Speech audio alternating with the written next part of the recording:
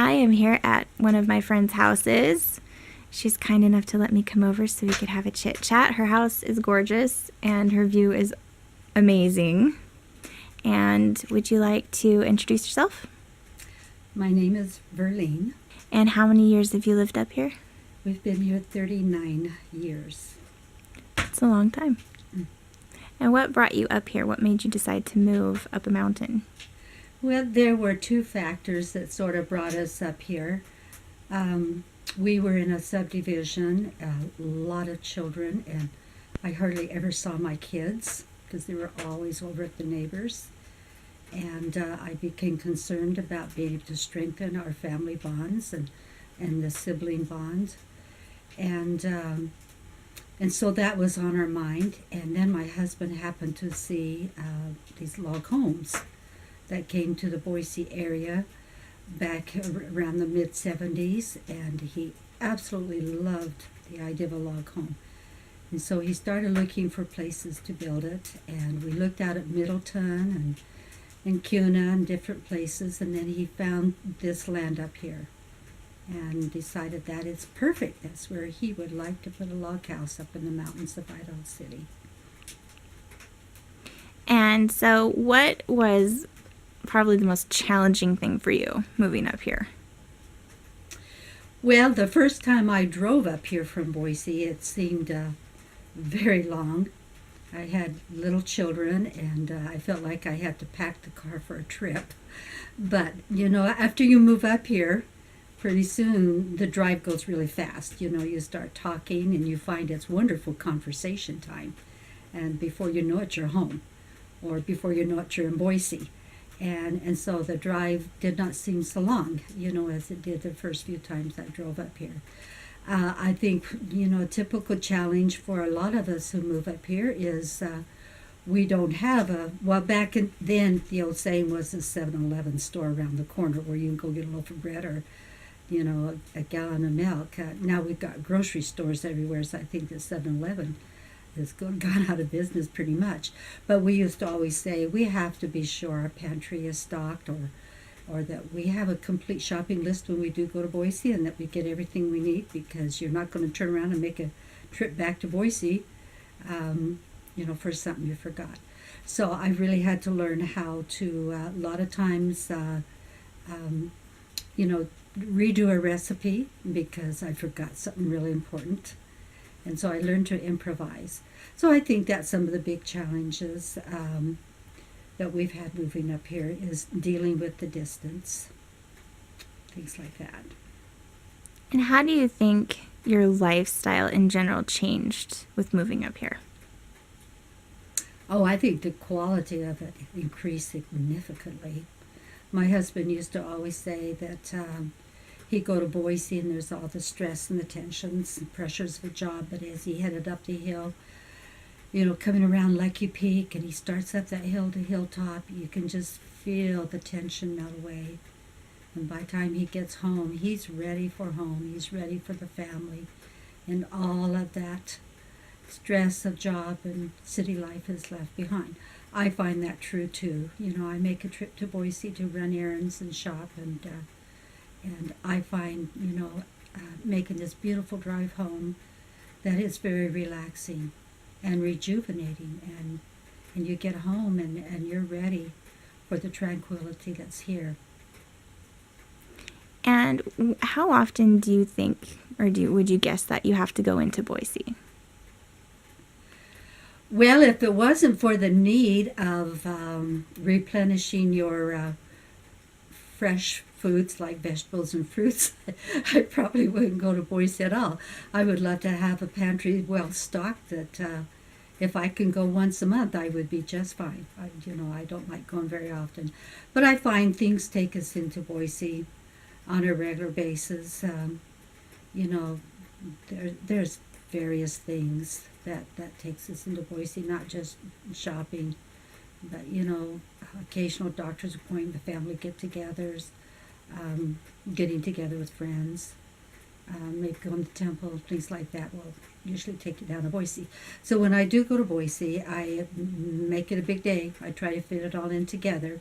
I have on my computer a worksheet that I plan my trip to Boise, and if I'm aware that I have an appointment, then that becomes my shopping day, my errand day. Or I'll plan a lot of luncheons and get together with friends and family around errands as well. I try to go to Boise as seldom as I possibly could. Now, when my kids were in high school, we didn't have the high school up here in Idaho City. They went to Boise High and had kids participated in football and band and all of that. So that meant quite often having to go down to Boise almost on a daily basis to get them. Quite often Ron would stay in town and pick them up after he got off work. We did a lot of coordinating between he and I to meet the kids' school needs and school activities. What's something you wish you'd known before you moved up? It's been so long ago, and we've just made the adjustments that it's hard for me to remember what I wish I had known. We probably weren't quite as prepared for the winters as everybody, but we knew that they had more snow, so we got on the ball right away. And I guess the first couple of winters we shoveled snow by hand, and we finally broke down and got a snowblower. So I think, but we survived. We survived shoveling snow by hand. We even split our firewood by hand for 5 years before we finally bought a wood splitter. But Ron was in his early 30s, and we were young, and it was actually kind of fun, as we got older and busier, that we thought we need some more help and started getting snowblowers and wood splitters. But I think for someone who is going to move up here, I think they need to be aware that we do have winters. We can get some pretty heavy snow. Last winter was pretty typical of what kind of snow we got back in the 70s and the 80s. It was in the early 90s that we started having mild winters. And so, this last winter really brought back memories of what winters were like when we first moved up here. They're beautiful, but you have to be aware that it's a little different, and you need to be prepared. I think that's also something I learned over the first few years of living up here is a well-stocked pantry, a sufficient firewood, and things to take care of your needs so that you're not having to worry about, got to go to Boise on bad roads because you're out of everything in the pantry and the fridge. So I think the best advice for anyone that's thinking about doing it is preparedness.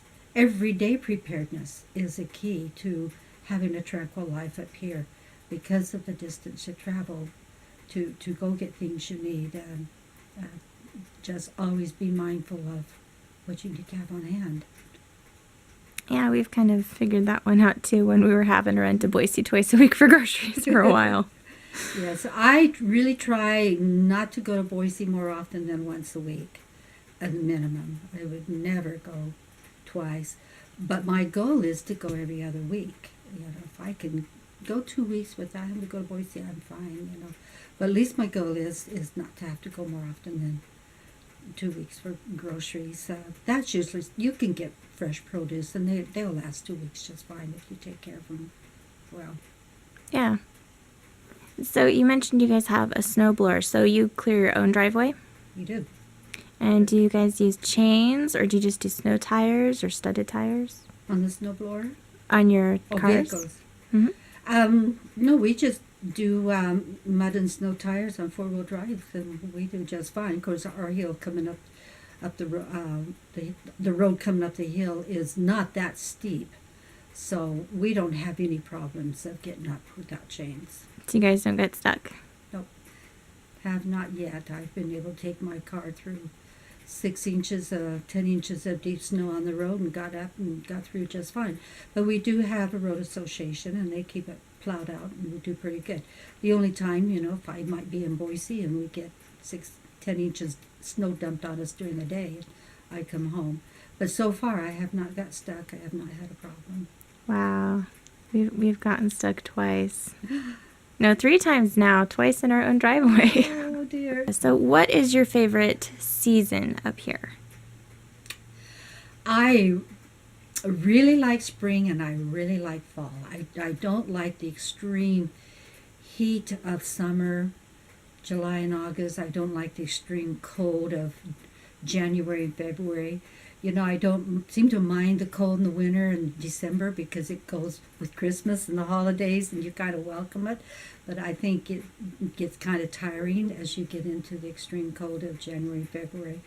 But as my favorite season, it's hard to say. I love the burst of spring, the new life, the leaves coming on, and the grass greening up. I don't know how I can choose between spring and fall. I really like those two seasons really, really well. I love the fall colors. I love the weather changing and cooling down, and the winding down of the busy summer. The garden is finishing up. You're wrapping up your harvest and getting things ready because the holidays are going to be coming around the corner. And so I really like fall for many reasons. I love to decorate my home in the fall colors. I do not embrace Halloween at all, so I will not have any Halloween decorations around. But I do love the pumpkins, the leaves, the scarecrows, the things that connect with harvest. And as we get close to November, I'll put up a few pilgrims among my fall harvest colors and decor. And so I really enjoy doing that. So I really like fall. And you said you garden? I do have a garden. How has that gone for you? I know that a lot of people up here really struggle with gardening. You have to learn a lot of tricks. We have a shorter season up here. Our nights are cooler, so a lot of your plants like tomatoes and squashes and pumpkins and stuff, they have a tendency not to ripen. And the first few years I was up here, well, I would say only the first couple of years, I was lucky if I got a ripe tomato by the end of September, just about the time it freezes. And so I had an old timer who lived up here, and he said, well, the trick is to keep the roots warm. And so he told us about how to go down to the dump and get old tires and put down on the ground and plant your tomatoes in those tires. And we even put down black plastic. We put a soaker hose along the ground, and then we set down black plastic, and then we set those old tires on top of that, and then we just cut through the plastic and plant our tomatoes and watermelon, cantaloupe, honeydew, and squashes right into those tires. And what the tires and the black plastic does is it draws the heat of the sun during the day and holds that heat at the roots during the night. And now I get ripe tomatoes the end of July, and I'll enjoy ripe tomatoes, until it freezes. And of course, I always harvest the green tomatoes. If you run them through a very mild bleach solution to kill bacteria, then those tomatoes can continue to ripen in the greenhouse or the basement. And along about November, I have tomatoes to make salsa. And also I do have a recipe for green tomato pie, which is just absolutely delicious. So I always try to beat the frost. The garden, the tomatoes can survive a lot of hard freezes by covering them with a U-Haul blanket or tarp or something. But if it looks like it's going to really drop down where it'll freeze even through that, then I'll get out there and pick those green tomatoes, because I find that they will ripen and we'll have them. I've even had green tomatoes ripening into February, but usually I get most of them used up before I even get to Christmas. I feel like I need to hear more about this green tomato pie. I have never heard of that before. Well, it's very delicious. It tastes a lot like an apple pie, but it's tart. It calls for cinnamon, of course, and a little bit of vinegar, which tones down some of the tartness, and it's really good. Really good. I have to share it with you. Will you give me the recipe so I can post it for whoever watches the video if they want to try it? Sure. Awesome. Okay, so that's going to be in the description too. That is very cool. I'm going to have to try it because I've never tried it before. And you said you got melons to grow here? Oh, yeah. Oh, my goodness. Honeydew, watermelons. I don't get big watermelons, but I'll mainly because I don't have the water source to really develop big watermelons. So I'll buy those baby sugar babies, Mm-hmm. and so they don't get real big, but they're sure sweet and delicious. And do you put your seeds directly into your garden, or do you do starts? I do both. I do starts for tomatoes because our season is just too short to try to start tomatoes with the seed. But I find everything else develops just fine with the seed. I'll do cantaloupe right into the ground. But I find that, the best harvest if I can get out there and get them planted the first part of May. Of course, there's some things you have to be careful with. Also found, that if I cover a lot of stuff with a bucket, years ago I went around to a lot of restaurants and asked them if I can have their buckets, because they get a lot of their stuff in these big white 5-gallon buckets, and they just throw the buckets away. And I asked them if I could have them, and they're perfect to put over some of your plants there early in the spring, if you want to protect your plants from any of those early spring frosts. The other plants like green beans, that you can't put a bucket over them because you've got rows of green beans, and they're very fragile to frost. So I usually wait until the end of May to plant them, because they're hard to protect, and I find the green beans do really, really well up here. In fact, green beans you'll keep producing green beans right up until they freeze. Wow. You keep picking them, and they'll just keep producing. That's amazing. Yeah, our garden kind of didn't do great this year. It really didn't. And then I didn't realize we were going to get a hard frost, and we got a kind of a nasty frost that took the rest out. Well, one of the things I think that was hard on gardens this year is the fact that it turned so hot so suddenly. We went from very cool, abnormally cool spring to all of a sudden very extreme hot weather. And so a lot of things in our gardens didn't do well. I had my daughter-in-law planted her first garden, and her beans, just the leaves just looked like they dried up, and she kept saying, well, we kept watering. And I believe it was the extreme heat. It just was too much heat on those tender bean leaves so suddenly. But I told her, just keep watering them, and her beans did produce. She did have a nice crop of beans, even though a lot of her leaves had dried out. You guys have dogs, chickens, and cats? We do. And horses. Oh, you have horses too. Mm-hmm. How long have you had your chickens? We have done chickens forever. We have even done chickens when we had our property in Boise. So we have always had chickens. And do you ride the horses?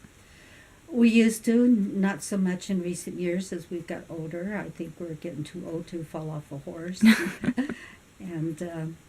But we still keep them. They're pets. We love them, but we've had them a long time, and we enjoy them, so we keep them around. And we have grandkids that'll come ride them.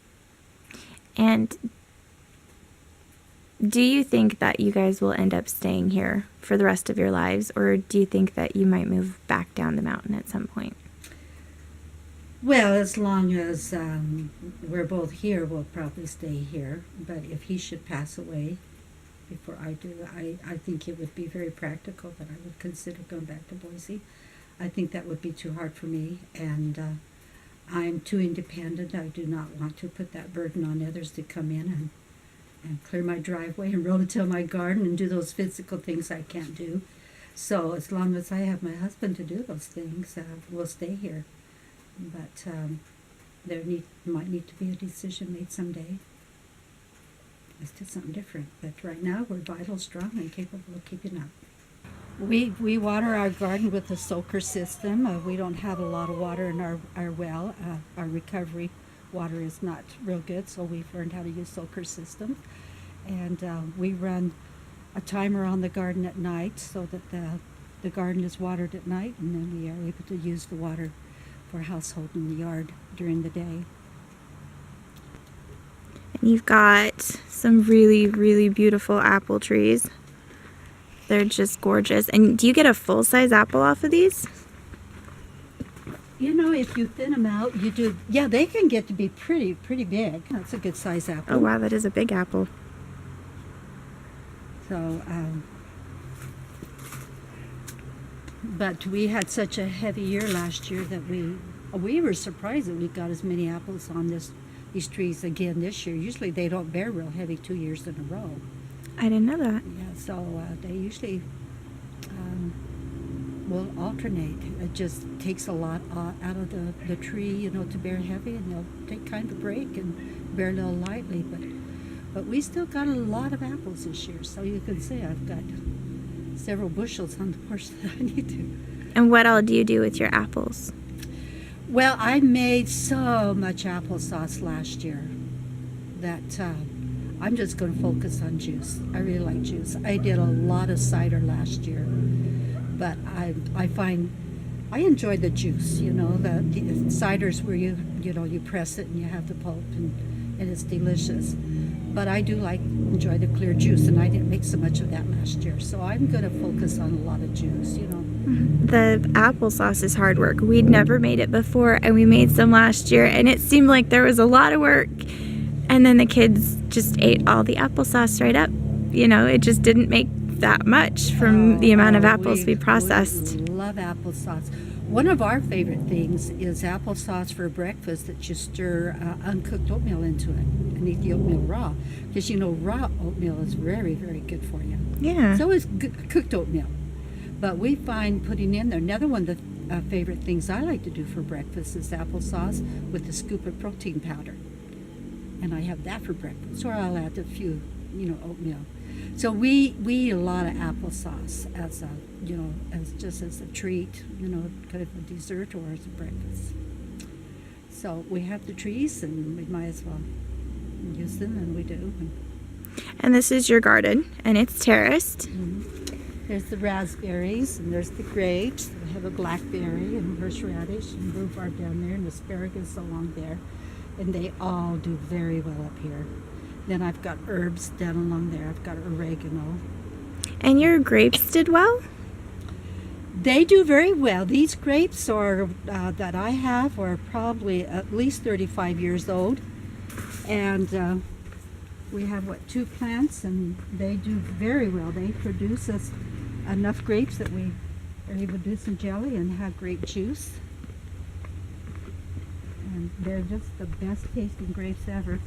You can see I've got some parsley, some chives, and I grow some red clover because it's a good herb. It's a good blood purifier.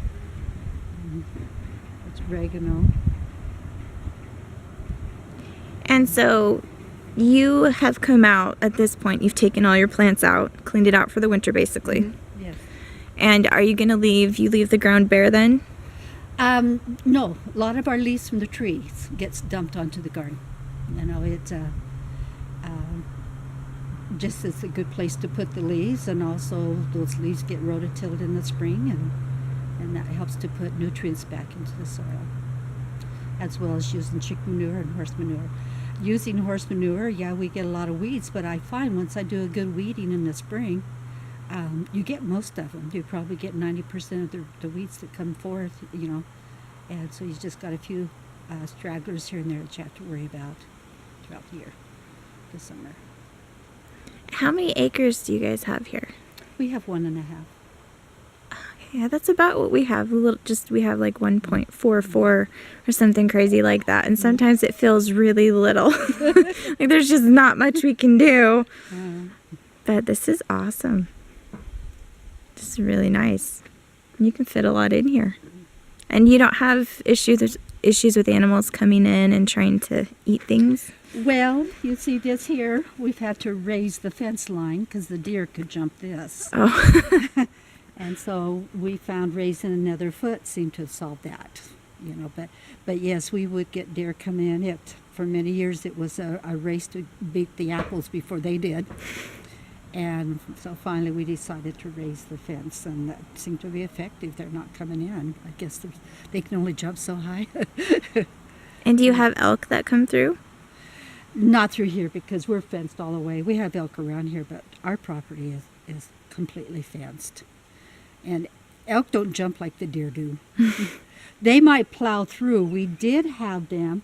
We'll take a lot of the apples that, the bad apples and the leftovers from processing the apples, we'll take down on the lower road down here on a burn pile, and we'll have elk and deer down there. And we did have last year have them break the fence, the gate, because they tried to plow through. It was the upper gate. We think they were trying to get down to them and probably thought they would take a shortcut. So that was the first time we've ever had elk damage, and we know it's the elk. The deer aren't strong enough to break the gate like they did. This road right down here, you see that little flat road, that's the old stagecoach road that went from Boise into Idaho City. And a little bit of history that was told to me. In fact, this is the guy that owned Pine Top and had donated it to the church for a church camp.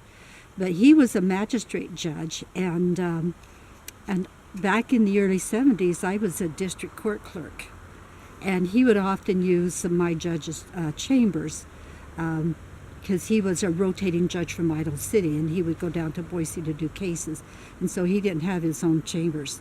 And so he would use my judges' chambers, and we would get talking. And when he found out we were moving up here, he was so excited.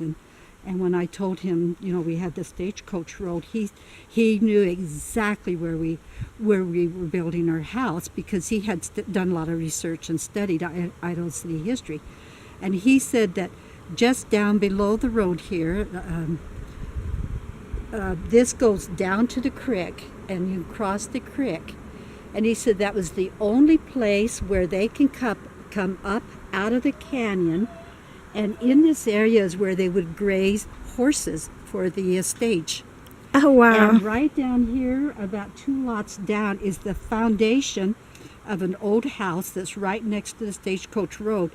And it was the relay station's house. And the sole purpose of that place was to change the horses, so they would have fresh horses to go all the way into Boise. And he said that road came right out in front of the guy's house. He had to get out and catch the horses and change out the horses. The passengers were not allowed to get off of the stagecoach. It was simply a stop to change the horses. They had to stop another 2 or 3 miles down the road where they can get off and rest. But he said this is where, and so when we came across a lot of old wiring, fencing, he said that was probably because they would pasture the horses here, for the real, for the stagecoach. So that is the old stagecoach road, and that's where they come up out of the canyon so they can get fresh horses, and then they down the road a little bit, they're back down in the canyon on the way to Boise. And of course, they followed the old Boise River going into Boise, which is now under the reservoir, So we don't see that part. This stretch here is probably the only stretch that's preserved, because further on down it's been dug up and excavated and houses put on it. So this stretch of Stagecoach Road is just about all that's left of it that has not been altered in some way. When we first moved here, you could still see the tire ruts. Oh, wow. Yes, and that's in 1978 when we moved here. But since then, it has a lot of sagebrush had grown over it. But the tire ruts were still there, or the path, where the stagecoach worn the path with the tires was still here when we moved up here. You could distinctly see the pathway of the tires. But you don't see them now. It's overgrown. It's got a lot of brush and shrubs and sagebrush that has grown up on that road now. But it's flat. You can tell that it's a road. It's gotta be cool, though, coming out here and just looking at it and knowing what used to happen right there. The history. It's awesome. Yeah. In fact, Ariel Crowley said right about here is where there was a stagecoach robbery. He said it was just how they come out of the canyon. They were robbed. And he says they were quickly apprehended. They didn't get away very long, but they weren't able to. They were taking a load of gold into Boise, and they never did find that gold. They believe that it's been buried up here somewhere. And he says, a good challenge for your kids, and if you can find it, it can't be too far, because they didn't get very far. Gosh, I can't tell my kids, or they're going to be like, ooh, we're going to go look. Well, as my sons grew older and started hunting over the hill, they would come across a lot of caves. But there's rattlesnakes in those caves, there's bears. Yeah. And I told my kids, you know, the gold's not worth it. Just don't go trying to crawl into those little caves and see if you can find them. So, according to Ariel Crowley, it's still up here somewhere. There's a treasure to be found.